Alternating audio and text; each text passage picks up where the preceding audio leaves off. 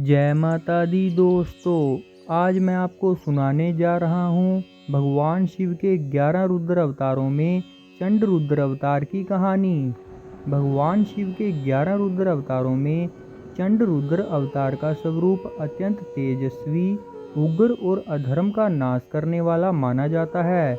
यह कथा भगवान शिव की उस शक्ति को दर्शाती है जो धर्म की रक्षा और दुष्ट शक्तियों के विनाश के लिए प्रकट होती है।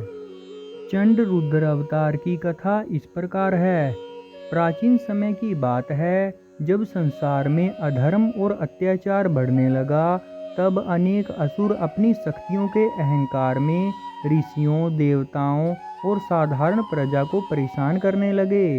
उनका अत्याचार इतना बढ़ गया कि देवता और ऋषि भगवान शिव की शरण में पहुँचे। उन्होंने महादेव से प्रार्थना की, हे नीलकंठ, संसार धर्म संकट में है। दुष्ट शक्तियां निरपराध प्राणियों को कष्ट दे रही हैं। अब केवल आपकी दिव्य शक्ति ही इनका अंत कर सकती है। देवताओं की प्रार्थना सुनकर भगवान शिव का स्वरूप अत्यंत उग्र हो उठा। उनकी तीसरी आंख से प्रचंड तेज प्रकट हुआ। चारों दिशाएं उस दिव्य ऊर्जा से कांप उठी।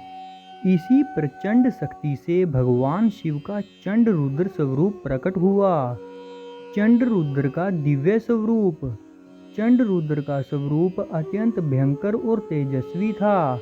उनके शरीर से अग्नि के समान प्रकाश निकल रहा था। उनके नेत्रों में अधर्म के विनाश का संकल्प था और उनके हाथों में दिव्य अस्त्र शस्त्र सुशोभित थे। जब चंड रुद्र ने अपना रुद्र रूप धारण किया, तब असुरों का अहंकार समाप्त होने लगा। वे समझ गए कि उनके सामने कोई साधारण योद्धा नहीं, बल्कि स्वयं महादेव की रुद्र शक्ति खड़ी है। अधर्म का विनाश। चंड रुद्र ने दुष्ट शक्तियों के विरुद्ध युद्ध आरंभ किया। उनके प्रत्येक प्रहार से अधर्म की शक्तियां कमजोर होती गई। जहां जहां असुरों ने अत्याचार फैलाया था, वहां चंडरुद्र ने अपनी दिव्य शक्ति से धर्म की स्थापना की।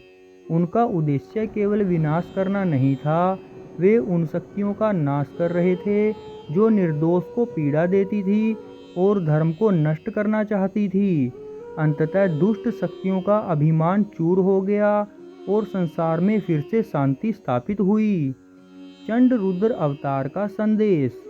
चंड रुद्र की कथा हमें यह संदेश देती है कि जब अधर्म अपनी सीमा पार कर जाता है, तब ईश्वर की शक्ति धर्म की रक्षा के लिए प्रकट होती है। भगवान शिव का चंड रुद्र हमें यह भी सिखाता है कि क्रोध और शक्ति का उपयोग अहंकार या स्वार्थ के लिए नहीं, बल्कि अन्याय के अंत और सत्य की रक्षा के लिए होना चाहिए। तो दोस्तों, ये थी भगवान शिव के 11 रुद्र अवतारों में चंड रुद्र अवतार की कथा। आपको कैसी लगी प्लीज़ लाइक, शेयर और कमेंट करके ज़रूर बताना।